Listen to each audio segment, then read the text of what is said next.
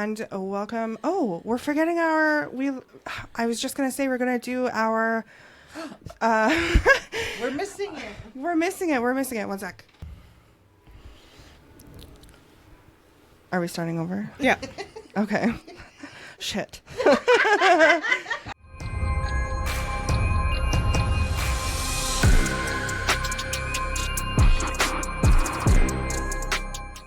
All right, welcome to the next episode, or this episode of This Is Sus podcast. I am one of your hosts, April. I'm Lori. And I'm Nicole. And we are going to come at you with like 3 different things today, like usual. But first, we're going to start with our icebreaker. So who wants to go first? I'll go first. Okay.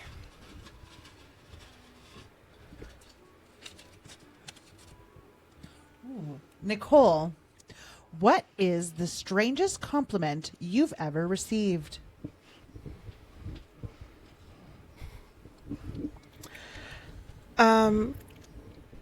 So years ago, I was working, like when I lived in Nova Scotia, I was working for this like phone company in the States as a call taker.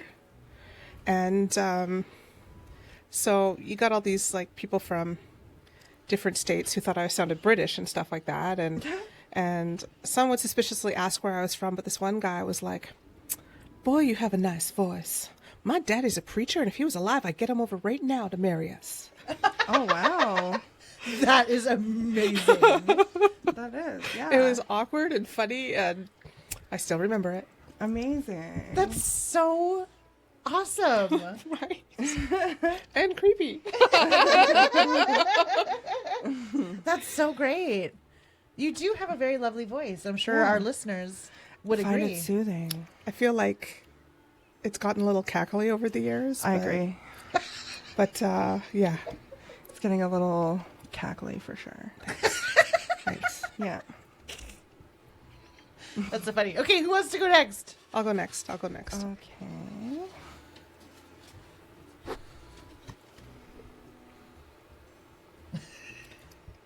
April. Mm-hmm. Did you have a stuffed animal as a child? And if so, because that seems so unusual, what was its name?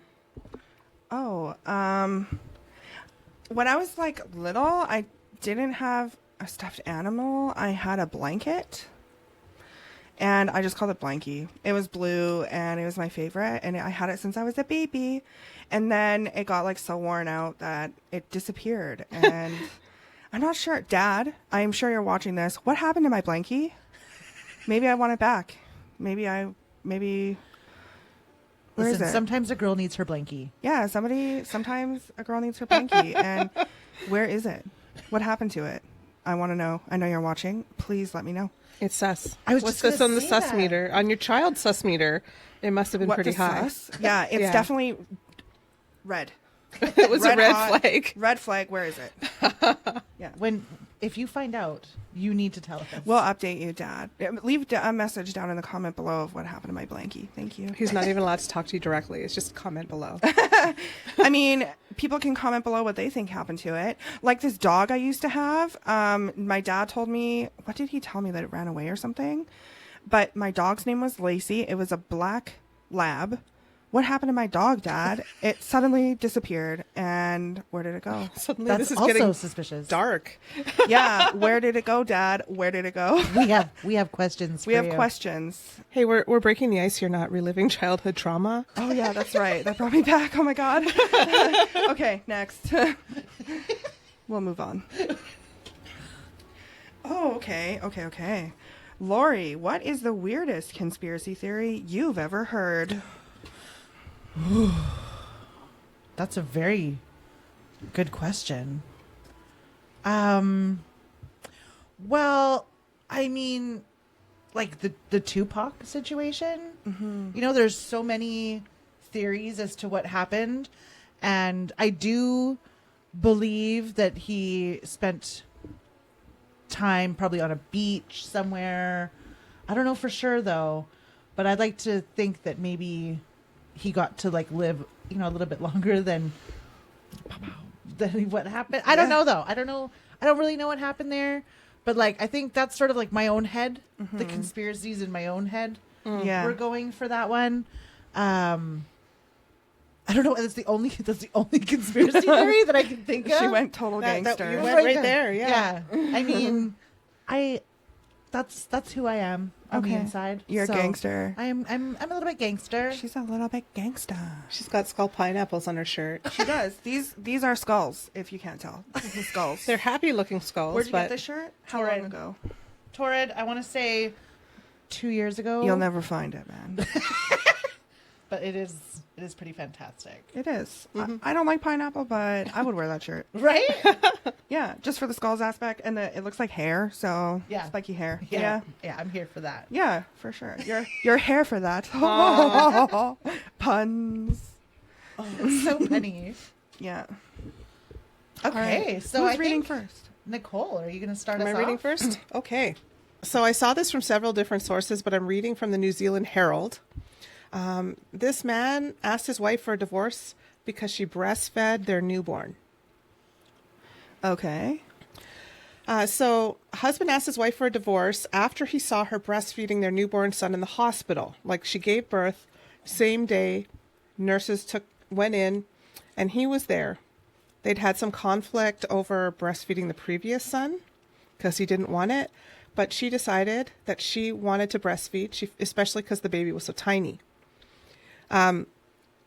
He got so upset that she asked him to leave, and the hospital actually made a report to Child Protective Services and the police. So anyway, then there's this whole text message exchange. That's so crazy. He says he might not even return to the hospital to pick up her and the baby. And then she offers to keep breastfeeding out of sight. So I'm going to read off some of these texts. And he's like, "You've been breastfeeding? You know how I bleeping feel about that." And she's like, "What time are you Wait, coming?" did he say bleeping, or did you say bleeping? I said bleeping. But what did he actually say? It's crossed out, but it's the F word. I saw it on other places. Her, "What time are you coming back?" Him, "I don't know if I am." Oh. Her, "Why, are you mad at me?" Him, "Yes." Her, "What did I do? It's just the breastfeeding?" Him, "That, the feelings it gives me, and how I finally understand that you truly don't respect me." What? Her, "I do respect you. I just thought we could compromise about the breastfeeding. Let's talk about it. If you don't like seeing it, maybe I can just do it in a different room." Him, "You always could have asked the nurses for a pump." Him, "It's a proven scientific fact that breast milk is no better than modern formula." What? Right? She's like, "I know, but the benefits of breast milk still outweigh the benefits of formula. Okay, good. Latching helps drop the milk better than the pump." She's done her homework. Yeah. Him, "Yeah, the benefit to where I'll never be able to look at you the same way again." Her, "What do you mean? You think I'm a bad mom for breastfeeding?" Him, "I think you're a bad wife. I think you don't respect me. I think you took a joy away from me. I think a lot of things." What, does he want to breastfeed her? He wants to breastfeed on her. No, maybe not. Took a joy from you? I don't understand what you mean. Formula can still be used? Him, I can't even read this with a straight face. Him, "I enjoy your boobs. Now they've been in another man's mouth. I now no longer enjoy your boobs." I can't even. It's a baby. Why are you sexualizing that? Right? That's disgusting. And there's something wrong with you. There's definitely something wrong with this guy. She's like, "Just our babies, not another man's." Him, "He's a male and your son. That makes it incestuous in my eyes." What? Her, "It's not like that at all." Him, "I'm not saying anything I haven't told you before." So she went on to Reddit and social media to talk about this, and it went viral. They've actually been going through the divorce process. Thank God. Because she says that she's also said, "I was told that after a certain age, I wouldn't be allowed to facilitate baths or diaper changes or be in any situation where I'll see the kids, 2 sons, undressed." He believes that's incest too. At the same time, she's also said she's tried to end their marriage in the past, but he's threatened violence, and she's been scared for her safety. highlighting one terrifying conversation that he had about Chris Watts, the U.S. man convicted for murdering his wife and children. When the Chris Watts situation happened, the ex, David, defended Chris and put down Chris's wife. What? He said it was her fault. He killed her and the kids. That's what scares me, she wrote. He was cheating on her, though. Like, he had a whole other, like, the Chris Watts. I don't know if you guys know about Chris Watts, but, like, he had, like, another person that he was interested in, and she was just found out she was pregnant, I think. And Chris Watts is a dirtbag, and so is this guy. Mm-hmm. So what happened was he actually, I guess I can't say kidnapped because they still had custody at the time, but he took the older son, who was just a toddler, took him away. No, parents can definitely kidnap. Yeah, and so then she spent time in court fighting to get them back, and she won. She won. Okay. When it finally actually went to court, the judge read these text messages. The judge read all the stuff that he said, and gave her full custody, and he's paying child support and alimony and all of that. Good. But, some people say, though, well, let's talk about it first, and then we'll go from there. So, comments, what do you think? Yeah, I think he's a dirtbag. Like, something's seriously wrong with him. And, like, maybe this is something where perhaps something, like, abuse-wise has happened to him. Or, like, something has happened that makes him sexualize things. And the whole sexualizing his children and acting like she's sexually attracted to his kids, like, does that mean he's sexually attracted to his kids? Or, like, what's going on there? Well, yeah, and I get curious, like, who's going to bathe and change these kids? Is he suddenly going to quit and become a full-time dad? And, like, when is this role reversal going to happen, and what would that look like? This story makes me very uncomfortable because this baby needs to survive. And how do you do that? You feed it. You know what I mean? And you bathe it.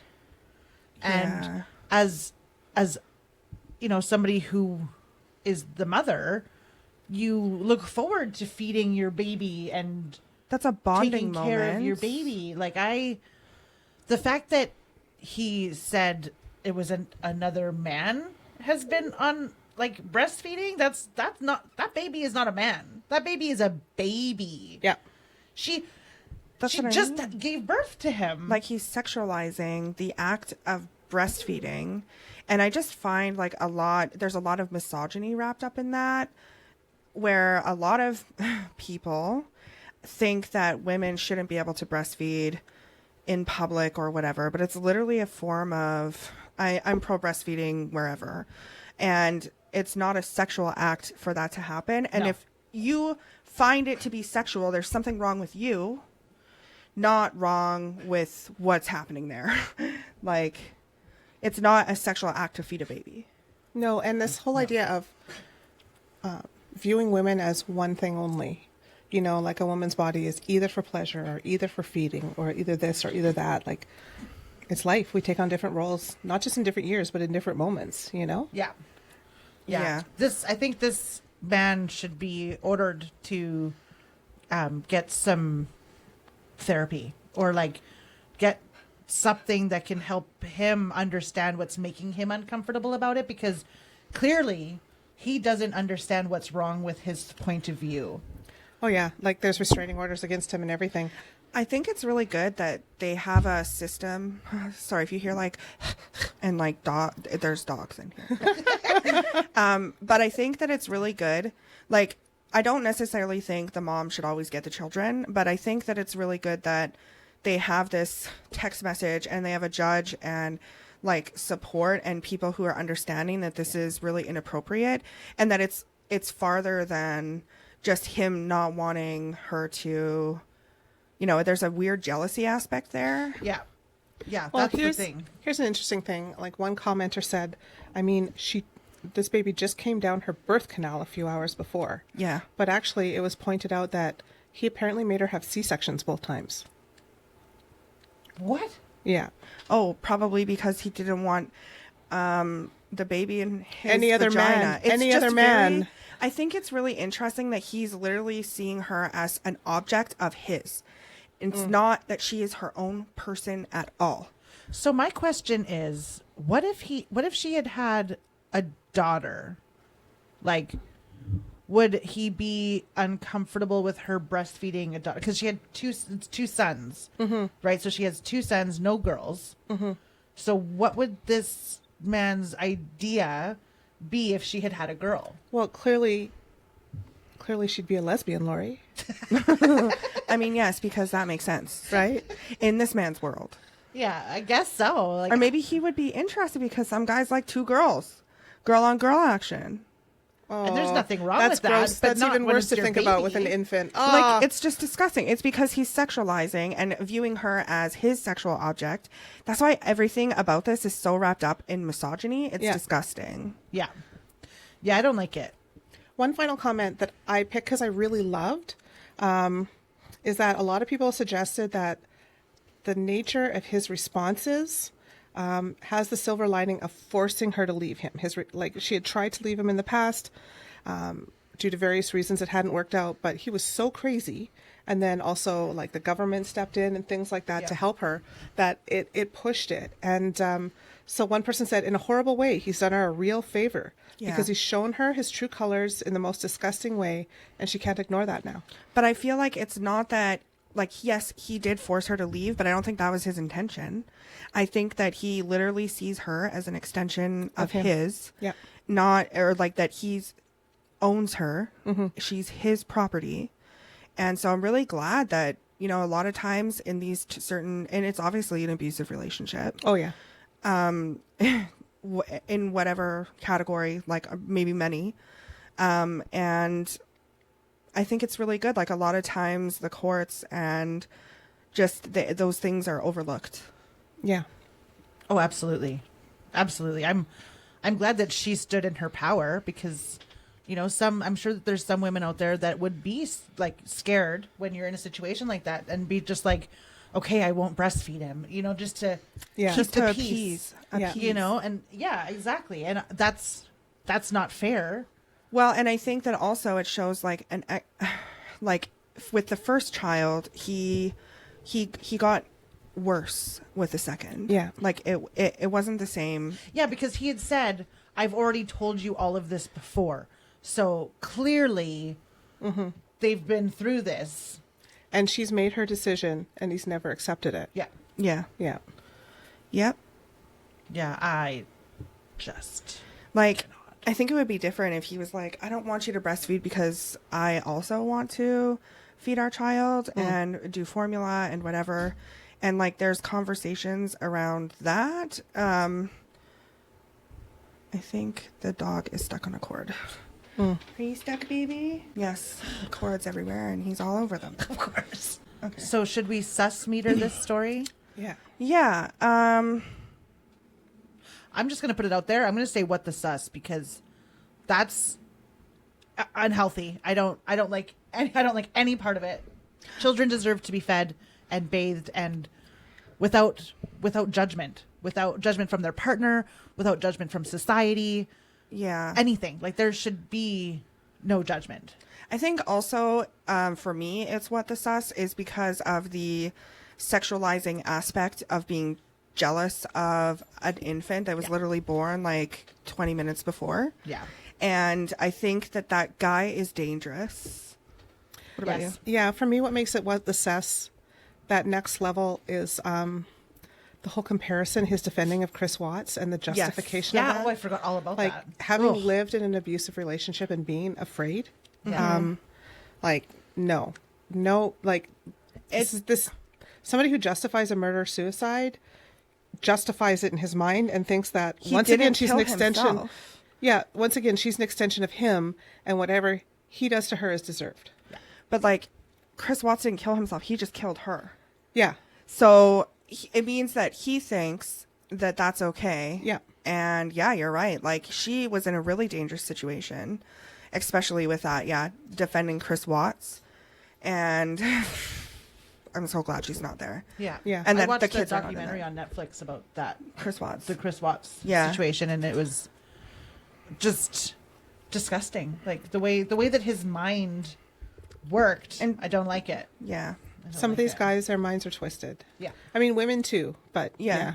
Oh, for sure.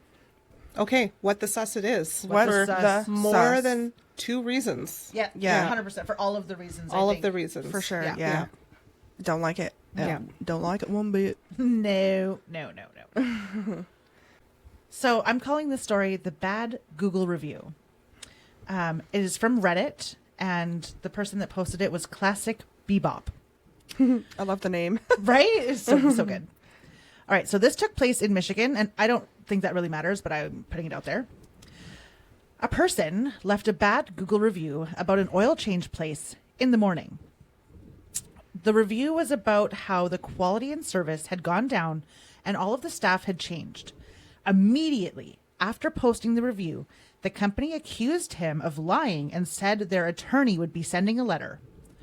2 hours after posting the review, the person's manager at their job called about the review and said, I have to take it down or he would have his cousin who works for the sheriff's office make a problem for him at work. Now, this person goes into work, I believe it was like 2 hours after this, and someone came in and asked their name.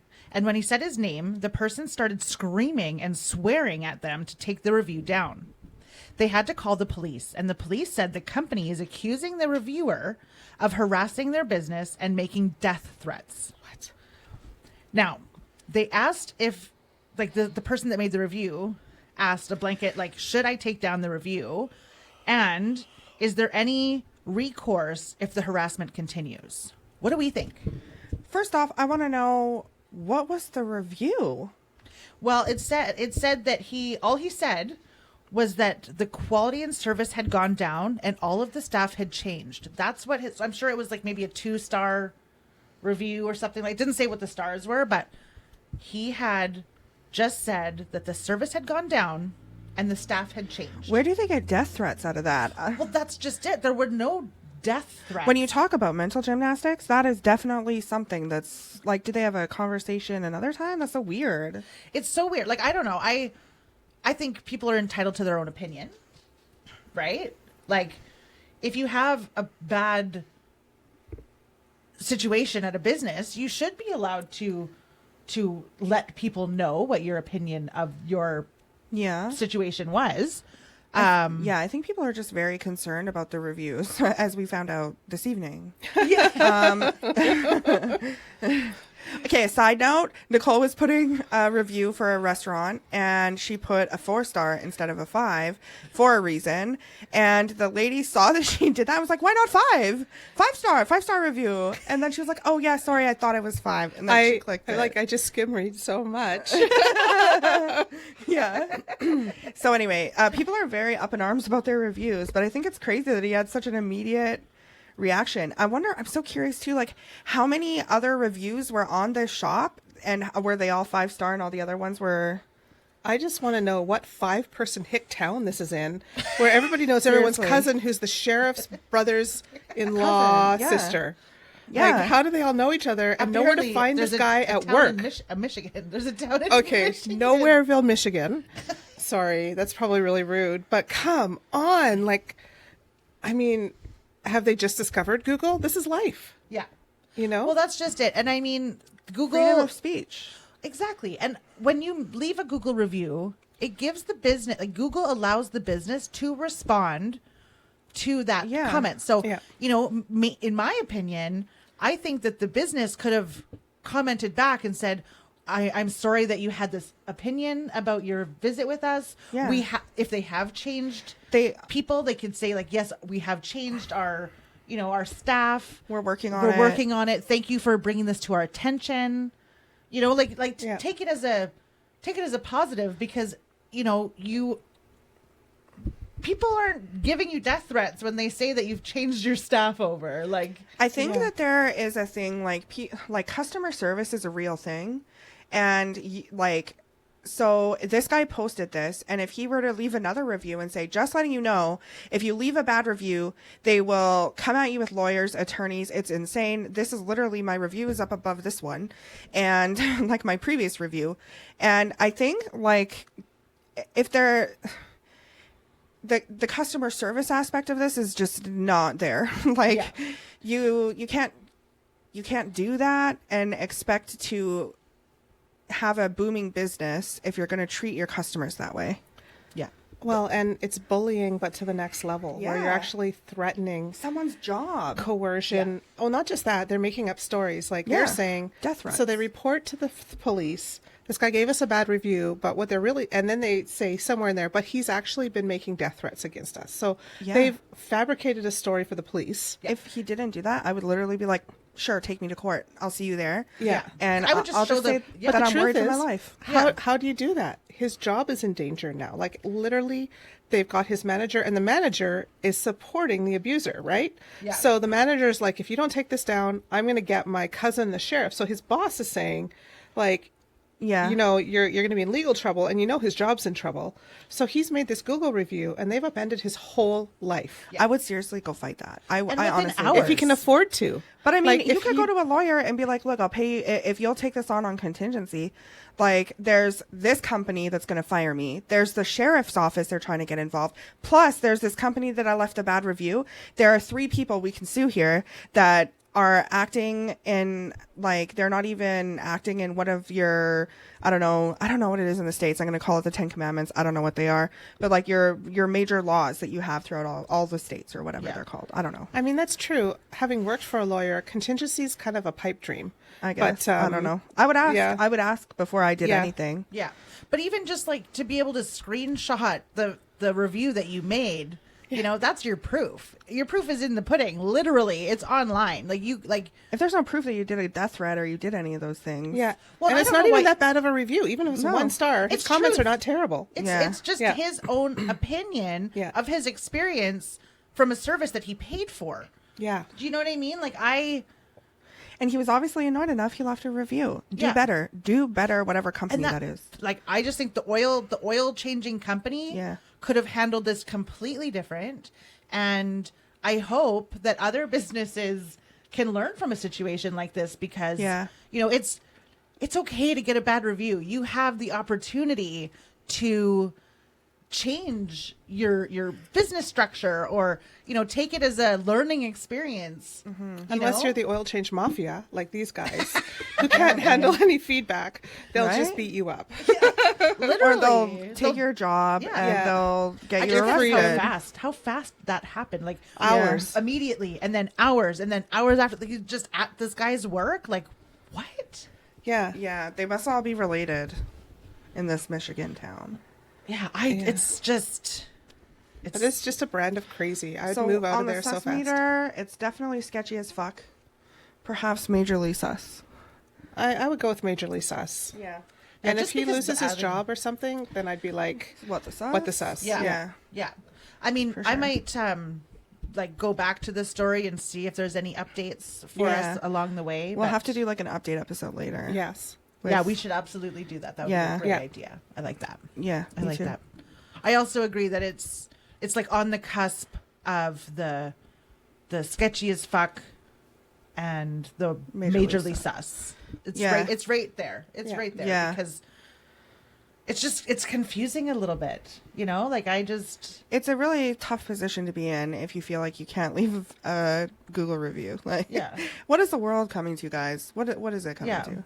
like let's not take life so seriously all the time, you know? I mean, maybe they're on the verge of going. Let's do a little thing for this oil company. They're on the verge of bankruptcy, and this Google review will put them over the edge. They will go bankrupt and lose their work and their house and their what else? Their car. They're not going to lose everything. They know the sheriff's brother-in-law.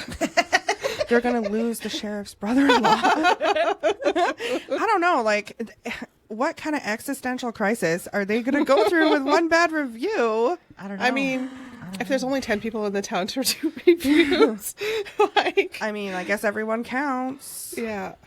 I mean, at that point, you just pay for your reviews. Like, yeah, you can honestly, bury those. Isn't that what Yeah. people do people nowadays? pay for reviews. If you think some of those are real, a lot of them are fake. Yeah. Okay. Yeah. Yeah. Moving on. Who's it? It's your turn, Oh shit! my friend. Okay. I got distracted. Okay. We're going to move on to April's story now. It's a long one, but it's a good one. I'm very excited. Okay. So for my story, we are going to start off in a steakhouse in Omaha.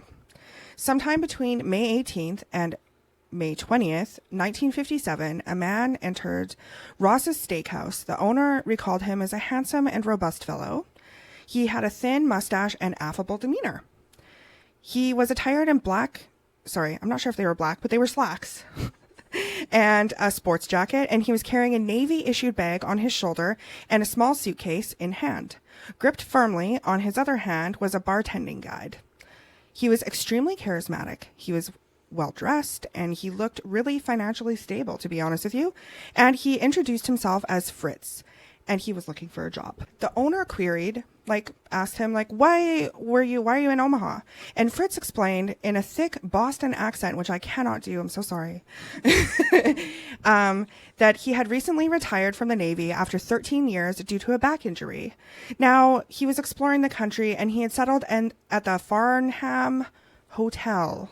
Sorry, that was hard to say, near the bus station, and he was intending to stay in Omaha for a while. He recounted his bartending experience in service bars and had substantiated his identity with a Navy driver's license. Fritz's magnetic personality quickly made him a local legend after he started at the steakhouse. Diners flocked to hear stories of his tumultuous upbringing in Boston, where he recounted being orphaned and one of 22 kids, all named John Francis Johnson. When one asked about his nickname Fritz, they were told either it originated from an orphanage or from the orphanage or a comic strip character that they used to read, or it was due to a military haircut in a German style. Depending on who asked, he would provide different answers. His Navy tales captivated audiences as well. Enlisting at 17, he fought in World War II and Korea until a submarine attack left him injured when he was thrown from a destroyer. I don't know what that is, but it sounds bad. It's a ginormous ship. Oh. Bigger than a cruise ship. Oh, yeah, I guess the Navy means it's a ship, yeah. Despite his injury, Fritz extroverted. He was really extroverted and flamboyant nature endeared him to many people, and they were all drawn to his eccentricities. He was also known for his flirtatious ways. Fritz entertained young women, and he had this hearse that he turned into a party vehicle. I know, because he's a weird guy, but weird in a good way, I guess. And complete with cushions, a bar, and a Buddha-shaped incense burner. And anytime any of his friends who would join him when he was going out and around would say that they were going to get married, he called them all fools. You're fools for getting married. Fritz also was very interested in giving back to the community that he was in. So one of his charitable endeavors was spending over 15 days atop of a 50-foot pole for Omaha's polio drive, where he consumed twice daily martinis that were sent up to him, and that's all he ate. So, It sounds like it's more about him than polio. Yeah, but he would raise money, and people would go out there and they would give money because he was doing that. His charisma eventually led him away from bartending, and he became a radio DJ at KBON, transitioning to a prominent role at KETV by 1961. He, despite his earlier aversion to marriage as well, he ended up getting married to a lady named Nancy Zimmer in 1961. And he's his friends were super surprised by that. It would tease him about getting married, and he'd be like, I just had to, I love this girl. And so after he got married, he found out he had a cancerous tumor behind his left eye. And in 1964, that's when that happened. And he, resulting in its removal of his left eye. And he then had an iconic eye patch, and people loved it. Of course he did. People loved it. It didn't dampen his spirits at all. He remained super jovial, and he found joy in archery, which he took up to strengthen his back because he had a back injury. And he even became a Nebraska champion with one eye. Later, the Saunders Archery Company approached him to represent them at a sporting goods show, a role that Fritz embraced. Despite his eye loss, it offered him the chance to travel and see the country and share his passion, all while earning some extra income for him and Nancy. In February of 1965, Saunders sent him to the McCormick Place in Chicago for a show. Throughout the day, he enthusiastically demonstrated, because he did everything enthusiastically, he demonstrated the equipment to any potential customer that would look at him and listen. And as the morning progressed that day, Fritz noticed a man staring at him intently. And he looked as if he had seen a ghost, the man did.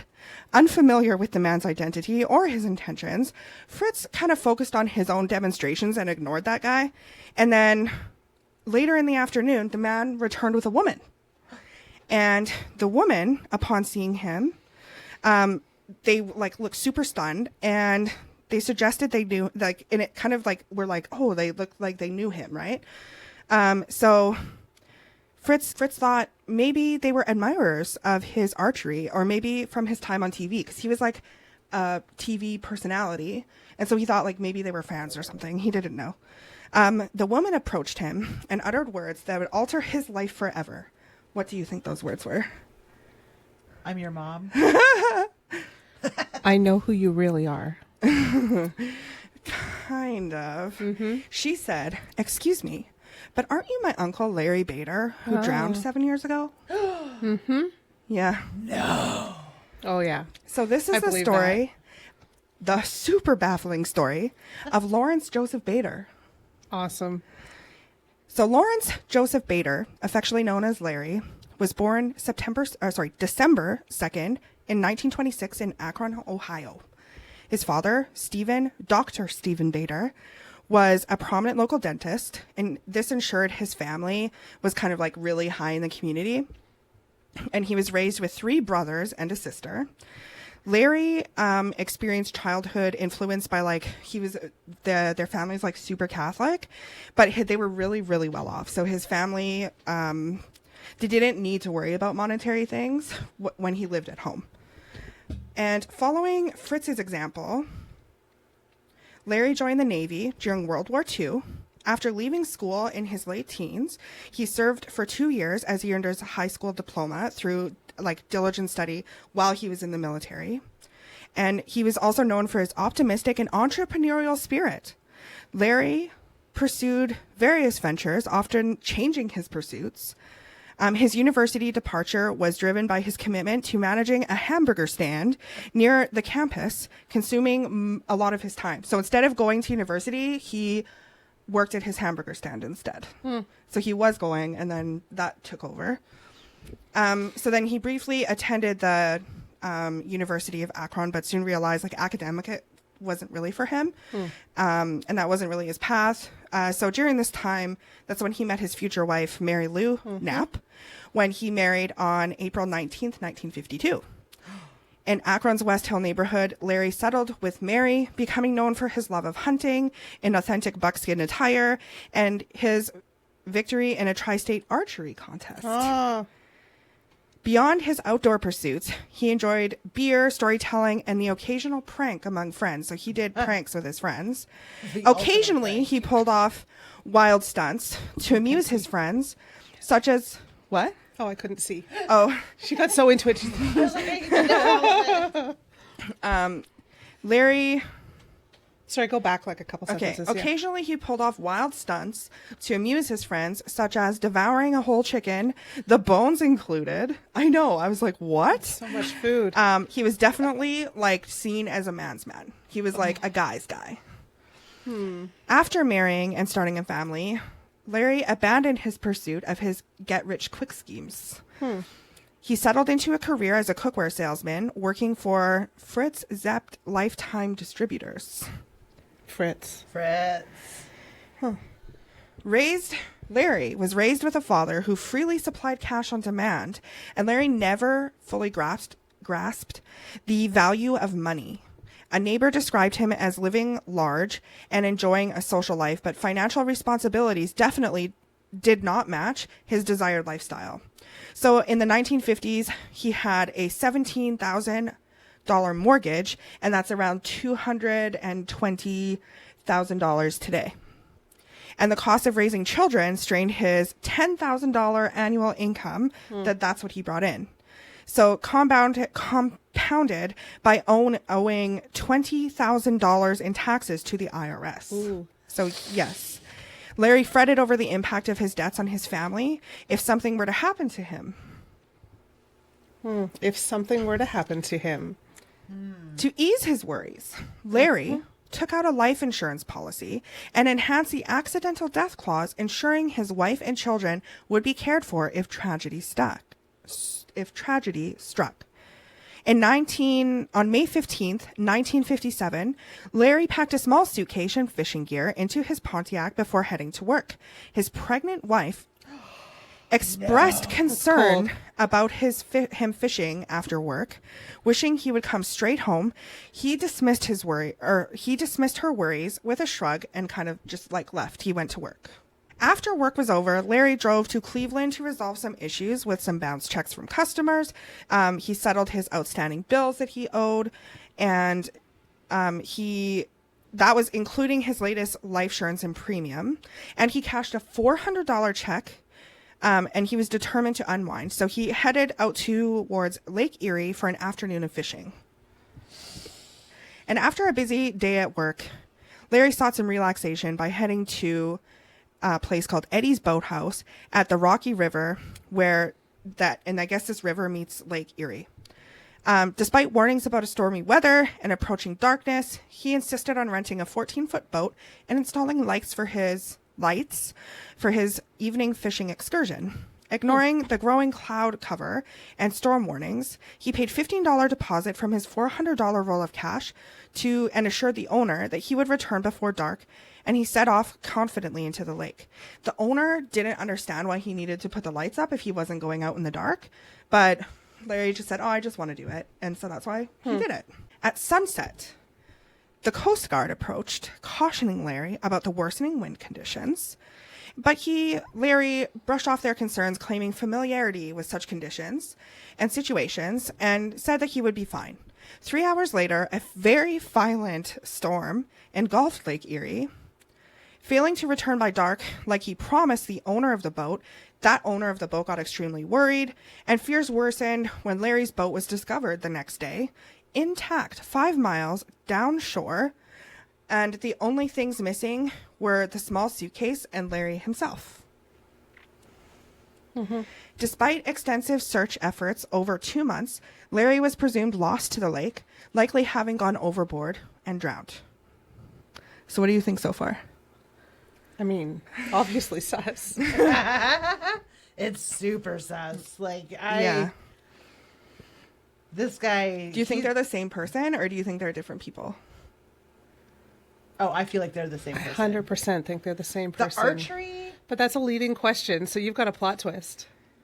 I feel like it's the same person, but I want to know more. Yeah. So 3 years later, in 1960, Larry was declared officially dead, legally declared dead, basically, by the Akron, Ohio, Coast Guard.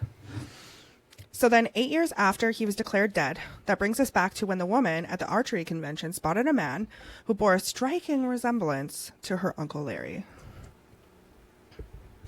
So this woman, her name is Susie, and Susie asked outright if he was Larry, and initially dismissive and treating it as a joke, Fritz denied, knowing Susie and Suzanne, they're the same person.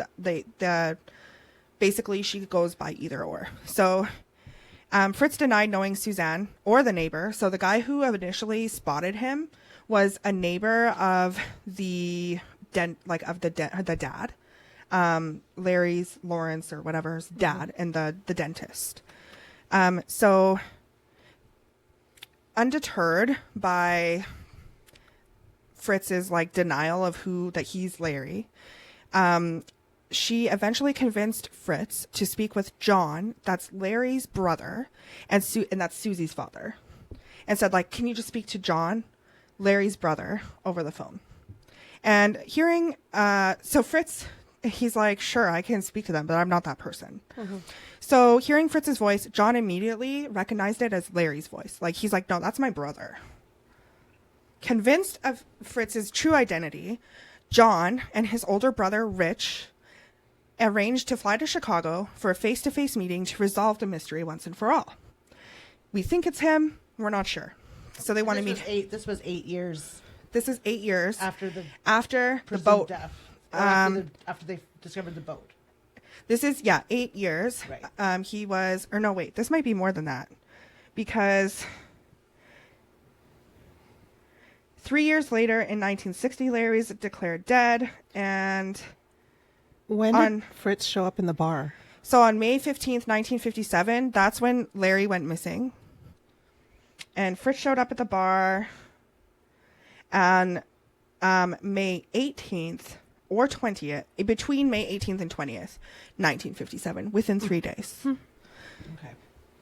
So, so 8 years after he was declared dead. So that's 11 years, I think, if my math is right. Who knows? That You sounds do the about math. right. Yeah. Yeah. Yeah. That's when he's discovered in Chicago. Larry Fritz. Okay, so once they reunited, both John and Rich were very certain they were face to face with their brother, Larry Bader. However, Fritz vehemently denied any connection, insisting he had no knowledge of the identity they claimed for him. He argued that he simply resembled Larry, but he was not him, citing differences in their personalities. Fritz was super flamboyant and outgoing, contrast with Larry's reserved and more dignified nature. So, people were in the hometown or whatever, like people who knew Larry would say, we would not have liked Fritz, or they are two different people, because their personalities were different. They were not the same person. That's what they would say. So then, to settle the matter definitively, John and Rich challenged Fritz to compare the fingerprints on Larry's his fingerprints, so Fritz's fingerprints, with those on Larry's youth naval records from the Navy. Fritz agreed and accompanied them because he thought, no, I'm not this guy. I'll agree, and I'll accompany you to the police station, and you can take my prints. And so the fingerprints were taken and sent promptly to the FBI for analysis. And within, oh my God, I said analysis, so weird. Analysis. Anyway, with results expected the following day. Meanwhile, back on the TV station where Fritz worked, he received a call, so the next day, from the police confirming that his fingerprints matched those of Lawrence Joseph Bader. What the heck is going on? So upon hearing this, Fritz claims that he was in a physical shock. He had no doubt that he was Larry Bader. And at the same time, it was like having a door slammed in his face. He couldn't remember who he was. He couldn't remember. And what he could remember was apparently not real. But it wasn't just Fritz whose world had been turned upside down. The news also had profound implications for his families. Mary Lou, his first wife, who had mourned his supposed death, now faced a resurgence of grief and confusion. Unable to divorce Larry due to her Catholic beliefs, she had to navigate the emotional turmoil of discovering her husband was alive while she had just gotten engaged to another man. Oh, no. The situation also nullified Fritz's second marriage, adding legal and financial complications for both wives and children. Because Nancy had a daughter, I believe, with another person, but Fritz took on that daughter like that was his own kid and paid for her throughout this whole time. And so he thought of this daughter as his own. So now there's 2 wives and children involved, 4 on Mary Lou's side and 1 on Nancy's side. So for Mary Lou, the sudden reappearance of Larry meant the reclaiming of the Social Security benefits, the life insurance payments, and addressing Larry's outstanding tax issues. No, more than that. The IRS and other parties Fake sought income from the death benefit of the insurance. So the IRS and the parties sought repayment with the accrued interest, further complicating Fritz's already tumultuous situation. During this time of turmoil, this became too much for Nancy, and Nancy had originally said, I'm going to stand by you through this, and Fritz and Nancy were in love. And this situation really upset Nancy, obviously, as it would, and so she eventually asked Fritz to move out, and he moved into the YMCA. So basically it was just a room. And Fritz lost his job at the TV station, and he went back to bartending to try to make ends meet on a salary of $100 a week. Despite these challenges, Fritz made every effort to financially support Mary Lou and Nancy, sending them the majority of his wages despite his precarious employment situation. Like, he really tried to take care of them.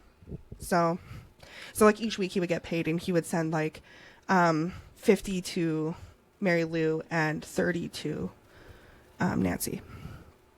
So, I mean, he's not trying to run away from the situation. He's really just confused, like, what's going on, apparently. Amidst the accusations of fraud and bigamy, Fritz maintained his innocence, asserting that he had no recollection of his former life as Larry Bader. To substantiate his claim, his lawyer arranged for extensive psychological and neurological evaluations over a 10-day period, employing various techniques to uncover the truth behind his baffling identity crisis. So what are you guys thinking now? Total fakery. Come on. I do not believe he didn't know. Not for a hot second. No, I feel like he had planned out All of it. But I don't think that he was planning on falling in love with somebody after that. Like, I think his love for Nancy sort of came out of nowhere for him, because he seemed like he was surprised by that himself. Mm-hmm. You know? Yeah. Okay. So in the psychologist's report, they concluded that Fritz genuinely could not remember being Larry, and that they were confident he was not lying. They found no neurotic or psychotic tendencies to explain the memory loss, and as a result, the courts decided not to charge Fritz with any crime, as he had no awareness of being a bigamist or a fraudster. So he actually went to court over this. And through the court, they decided he was not doing anything fraudulent. Shortly thereafter, Fritz began experiencing severe stomach pains and was hospitalized. Let me guess. He died, but the body disappeared. Doctors discovered that the cancer behind his eye had metastasized to his liver, and just a few days later, on September 16th of 1966, Fritz, also known as Larry, passed away in Omaha's St. Joseph's Hospital at the age of 39. Oh my gosh. He's that's only so young. 39 and all of that had happened already? Yeah. Yep. Yeah. Remarkably, even in death, he maintained his dual identity. A memorial service was held for Fritz in Omaha, and the next day his body was transported to Akron to be buried as Larry in the Bader family plot. An obituary at the local Akron newspaper read, "There's no tomorrow for the man who claims to not remember the past. All that remains is a mystery." The mystery endured. At the time, Fritz's lawyer suggested that the tumor was to blame and possibly causing the memory loss, personality change, and erratic behavior on the day that Larry went missing. If the tumor had damaged his brain during surgery that he had, Fritz would never have been able to remember Larry because he had his eye taken out, right? Mm-hmm. Others speculated that Larry might have suffered a catastrophic injury on the boat, leading to a complete memory wipe. His brain could have constructed a new identity to cope, a phenomenon known as a fugue state or dissociative fugue state, or dissociative fugue, I guess. In such cases, trauma can cause a person to forget their past and develop a new identity as a coping mechanism. But while a fugue state can wear off, bringing old memories back, Fritz consistently resisted any reminders of his past, claiming that the doctors had warned it might be psychologically harmful. Despite this, friends, family, and lawyers persistently tried to jog his memory. In August of 1965, Mary Lou and her children spent 2 days with him, and though the visit was amicable and he liked them, and he felt like they were strangers. He acted that way. Mary Lou felt like he was almost convincing himself that he didn't recognize anyone. Interesting insight from her, that he was convincing himself. Okay. She hoped that either his memories, like Mary Lou hoped that his memories would eventually return or he would stop resisting them. Others continued to test Fritz, asking about his life before the boating accident, but until his death, he insisted he could only remember the life he had constructed as Fritz. So What do you think? What are your theories? Yikes. I don't. Oof. I mean, some people can play a role of, being like not remembering, the fact that the wife, Mary Lou, first first wife, yeah. The first wife said that he was trying to convince himself that he didn't remember her. Speaks volumes to me, because I think like when you're talking to somebody that you knew for a long time, you kind of know when they're fooling you. You know what I mean? But I don't necessarily know, like, if he said he's trying to convince himself that he doesn't remember. I think that what she means is, like, what she meant was that he was just like, I just don't remember. I don't remember. Like, he wasn't allowing himself to try to remember, she felt. He wasn't even attempting to try. Like, that's kind of what it was. But I think, like, she wasn't acting like he was, like, pretending that he did remember and was trying to convince her that he didn't. Like, there was a difference. Like, he just wasn't accepting it himself that he could have been Larry Bader, even though that's what everybody said. He insisted he only remembered that of Fritz, and psychologically wise, he was not able to accept that he was this other person. Yeah. Apparently. It's just so interesting. And like trauma can play a heavy role. Like if he did actually have some sort of incident on the boat, but it was a rocky beach where he was found. But they found that the only things missing from the boat were him and his bag. Yeah, so this is a picture of Fritz on TV. So this is him on TV, okay? And this is Larry Bader. This is him as Larry Bader. So that's Larry Bader. And then the other picture again? This is Fritz. I mean, they do look different. Like their personality looks different in the photos. Yeah. Let's see. I mean, that's just like one photo, one moment in time. Yeah, so I think that Larry might have been so I'm just going to do first off trigger warning for specific things that I'm going to say. I think that my theory is that Larry went out on the water with his little suitcase and doing that, and I think he intended to kill himself. And have it act like accidental death. One thing that I didn't mention though, in this, and I just forgot to add it, was there was something missing there was more than that was missing. There was a part of the engine that had been unscrewed, that it was on the boat previously, and this hose was gone, and it was so that the engine wouldn't work or something, it was a fuel hose or whatever. So it's he unscrewed it. It couldn't have just come off in the storm. It couldn't have just cut him off. So I think that something might have happened when he went to schmill himself, and that he might have bumped his head, or I don't know what happened, but I don't necessarily think that he intended to make it back anywhere. Even though he had packed a small suitcase, we don't know what was in that. It could have been pictures of his family.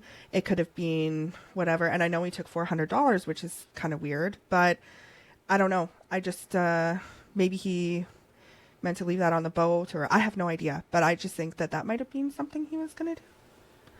That's very interesting. I have to tell you, I don't believe it for a second. Not even, no. Yeah. So it starts out as your classic joke. A man walks into a bar. He claims he's a bartender, but he's overdressed for his station in life, wearing expensive clothes. But he also had a Navy driver's license, too, with the name Fritz. John Francis Johnson. Yes, because he prepared. Maybe. So I think that he was in debt. He got life insurance. He prepared for all of this. Then he goes to town. His wife is pregnant, but he's decided on this day. He's like, no, I'm going fishing. Storm's coming? Doesn't matter. I'm going fishing. He goes, pays all of his bills, including his life insurance, cashes a $400 check. So if say when at the end he's making $100 a week, let's say it's like times 10. So he's making $1,000 a week. So $400 check is maybe about $4,000. He's cashed a $4,000 check, and then he goes out onto a lake and he's taking a bag with him, a bag and lights. I don't know the purpose of the lights. Maybe he was intending for the boat to be found.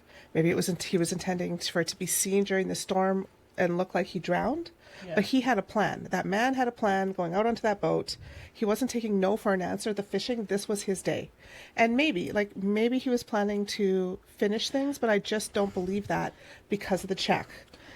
So then why did he, if he thought that he was, so obviously like all of his debt was catching up with him and that's why he left, right? Yeah.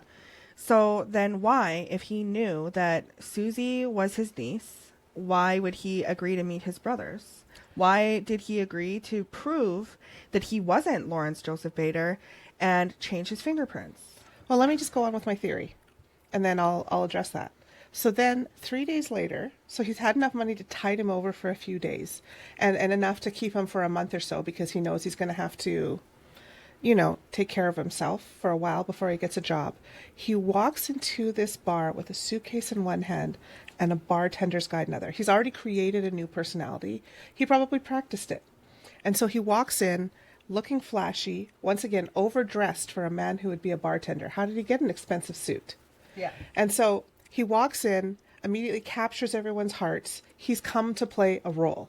And he plays it, and he plays it well. And then he starts moving up in life. I don't think his best move was taking a TV position, but I do think he was a man who felt like he could get away with things. And so I think that he just did that. And then he continued to find success. He poo-pooed marriage because he knew he really couldn't. And then he fell in love. And then that day, when his niece and that neighbor found him, he was caught. And sometimes you just get caught in a lie. No, it's not me. It's not me. And then he tries to act innocent. Sure, I can talk to them, but it's not me. I'm just doing this to make you feel better. And then then he's caught. We don't know what those conversations are like, but they are pressuring him. He's saying no, but I don't think he felt he had a choice. And he's thinking on the fly. He knows he's caught. He knows he can't face his brothers. They've known him since childhood. They know every little detail, every asymmetry of his face, every tiny scar that nobody else notices. He knows he's caught. So he makes up this story and then just pretends the whole way.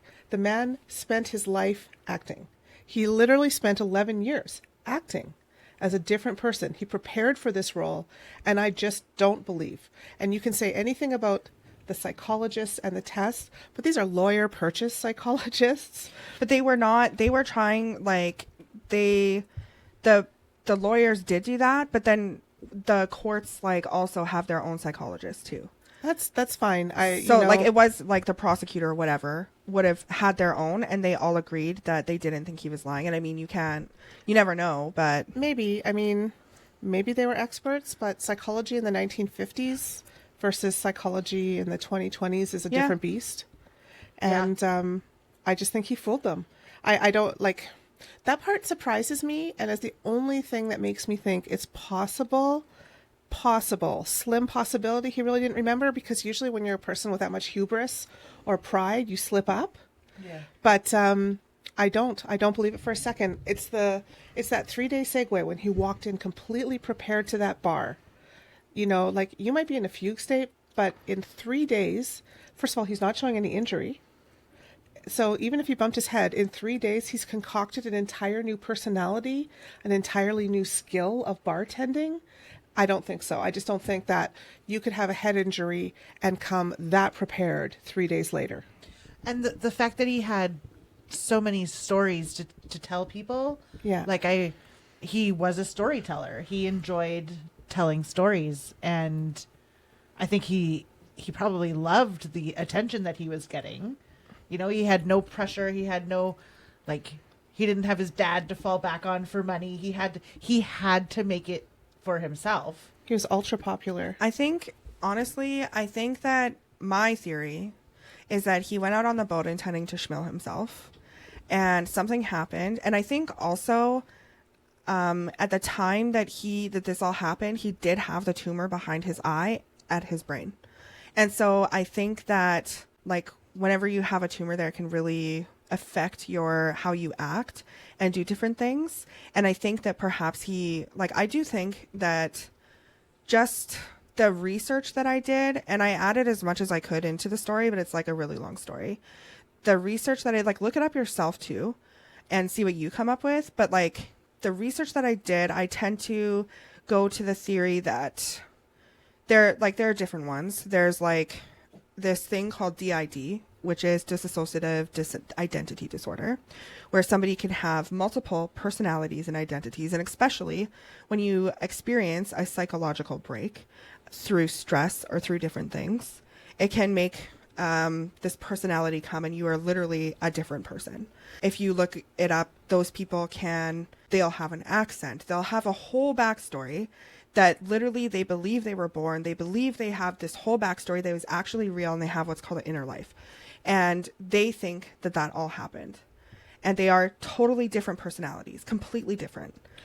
And the only thing is that those usually you are aware of your other personalities, and he wasn't. So I think that perhaps if he had a tumor and he did have DID or something similar to that, he became that other person. And in DID, personalities can die or they disappear. They can come and go. So perhaps Larry Bader left and they don't maybe remember that. And maybe because of the tumor and the cancer that he had at the end all over his body, in his liver, stomach, whatever, maybe that affected it. But I do think he meant to do something sus majorly on that boat. And yeah, he had a plan that day for yes, sure. Whatever it was, he wasn't going out there to go fishing that day. I think we can all agree that he did not go out for a leisurely evening, stormy fishing session. And I will say the part that is confusing for me is, like, if Grey's Anatomy has taught me anything, it is that tumors in and around your brain can affect who you are as a person.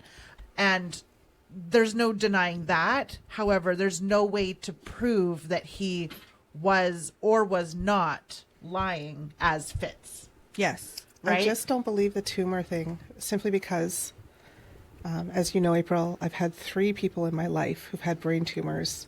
My birth mom, my father died of cancer 3 years ago, and my brother passed away recently. And each time the tumors in their brain made them progressively less functional. But he seemed to thrive. Yeah. I don't know, but I mean, it can be where the tumor is. Just because you had 3 experiences and your brother did change his personality. Well, he didn't. He just got angrier. He'd been an angry man his whole life. He got less angry. And your brother, when he had a tumor and it was like progressed to that point where he was in the hospital, he became a different, like he was less angry and you were able to actually communicate with him. I was able to communicate with him. They did put him in his own room because he started swearing at people so much. That's true. But I mean, so it's hard to know. And that was like a few days. So Yeah. You're right. Like, my experience is not the definitive experience Yeah. in brain tumors. It definitely informs what I believe about Fritzy Yeah. or what Fritz Larry. Yeah. yeah. Yeah. Yeah. No, I don't know. I just don't think that, I don't personally think that he, like, I don't know. I don't want to believe that of Mr. Fritz here, that he would do that, especially because he worked tirelessly after he got caught, or whatever you want to call it, lived very whatever and tried to take care of them as best as he could. I can appreciate that about him, that he still worked and he still wanted to, like, take care of the people that he loved. Or you know, he didn't, like Mary Lou or whatever. yeah, her like name he was tried to- told this. She had a bad experience. Like, he understood that the reason why, even if he remembered or not, he really felt like, okay, if that's who they say I am, and she's now in this big trouble because I did this fingerprint test, I owe it to her to do this. And so he did it because he was a very honorable fellow. Throughout everything, all of his interactions with everybody would have said that he's a very honorable person. And I guess that, like, it does prove that with there being 2 separate services for him, for the 2 different people that he was. Yeah. Right, like having one for Fitz and then having one for Larry, I think proves that no matter what, he was a loved man. Mm-hmm. And, you know, that's special. No matter if he was lying or whatever. Yeah. But I just think that's an awkward conversation between those two women. I can't even imagine. But I mean, he also took on Nancy. He took on this daughter and continued, like, his marriage was null and void from her. And she was actually a model, and, like, she had made an income and whatever.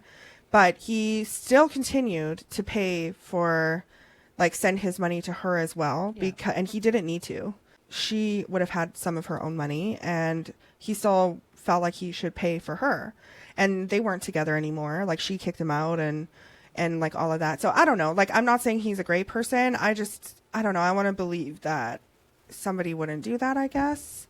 But maybe he's just a brilliant liar. I don't know. He gets my what the sus vote for sure.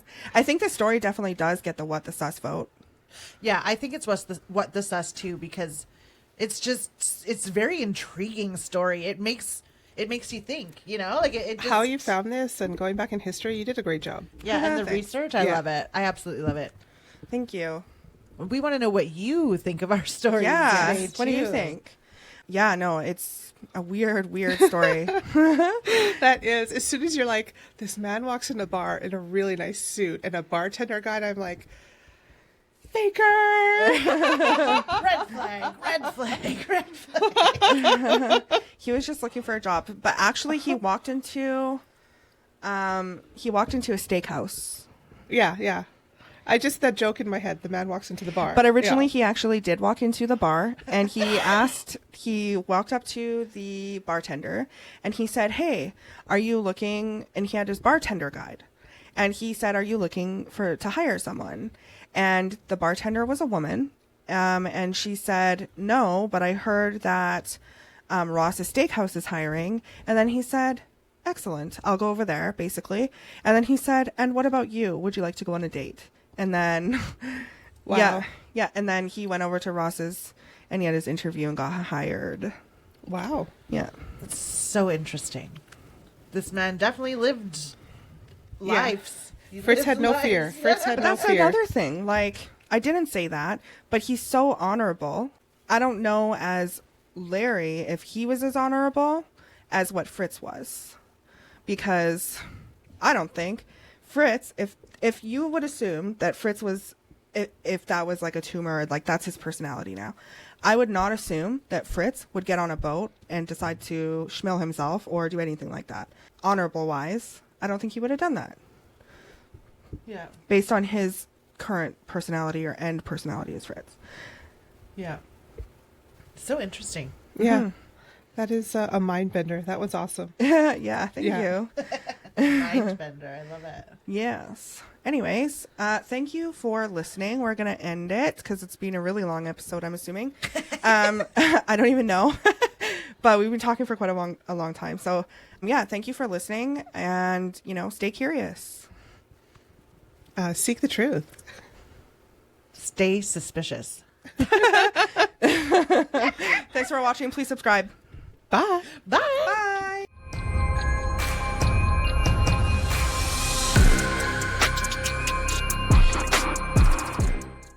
I know. Lori's old school and she writes it up. Yeah, see, I'm an original gangster. See, I'm keeping it old She's, school. yeah. You don't even know the OG. term jumping out or jumping in. That's because... I know jump around. How old are you, Lori? Jump around. I'm 39 years old. Oh. You just called her out. I'm not going to put that online. Oh no, I don't okay, care. okay. I'm not I gonna think getting say. older is a privilege, so I'm very grateful to be 39, and I'm very, very excited to be turning 40 this year. It's crazy to say, but like, I'm stoked.